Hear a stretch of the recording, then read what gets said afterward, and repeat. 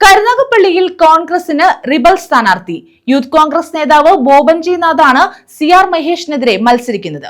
കോൺഗ്രസിൽ ഇപ്പോഴും ജാതി വ്യവസ്ഥ നിലനിൽക്കുന്നുണ്ടെന്നും പാർട്ടിയിൽ അവഗണന നേരിട്ടെന്നും ബോബൻജി നാഥ് കുറ്റപ്പെടുത്തി.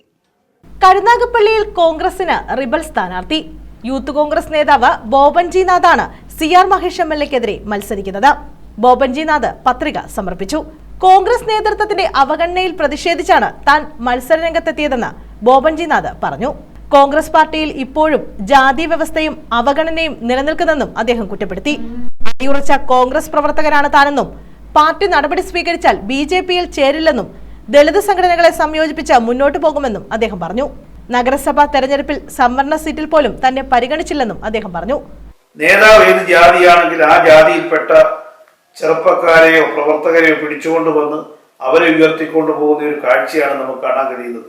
കൊല്ലത്ത് ഞാൻ വിളിച്ച മുദ്രാവാക്യമോ ഞാൻ കൊണ്ട അടിയോ ഞാൻ കൊണ്ട വെയിലോ ഏൽക്കാത്ത AC-യിൽ മാത്രം കഴിഞ്ഞിട്ടുള്ള പലരും നിയമസഭാ സ്ഥാനാർത്ഥികളായി, KPCC ഭാരവാഹികളായി, DCC സെക്രട്ടറിമാരായി ഉന്നത സ്ഥാനങ്ങളിൽ അവർക്ക് എത്താൻ കഴിഞ്ഞത് അവിടെ ജാതിയുടെ മാത്രം മേന്മ കൊണ്ട് മാത്രമാണ്.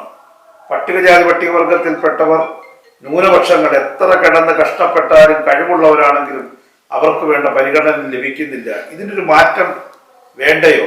കൊല്ലം ഫാത്തിമ കോളേജിൽ കോളേജ് യൂണിയൻ ചെയർമാനെ യൂണിറ്റ് പ്രസിഡന്റ് ആയിട്ടുള്ള നിരവധി ലത്തീൻ കത്തോലിക്ക സമുദായത്തിൽപ്പെട്ടവർ പിന്നീട് അവർക്ക് KSUവിനകത്തോ യൂത്ത് കോൺഗ്രസിനകത്തോ അവസരം ലഭിക്കാതിരുന്ന എൻ്റെ 10-15 സുഹൃത്തുക്കളുണ്ട്. ജാതി എല്ലാത്തിനും ഘടകമായി മാറുന്ന സാഹചര്യം നിലനിൽക്കുന്നത് കൊണ്ടാണ് ഇലക്ഷൻ മത്സരിക്കണമെന്ന് ആഗ്രഹിക്കുന്നത്. അതിനുവേണ്ടിയുള്ള ഒരു കാൽവെപ്പായിട്ടാണ് ഞാൻ നോമിനേഷൻ കൊടുത്തിട്ടുള്ളത്. News bureau, Karunagappally.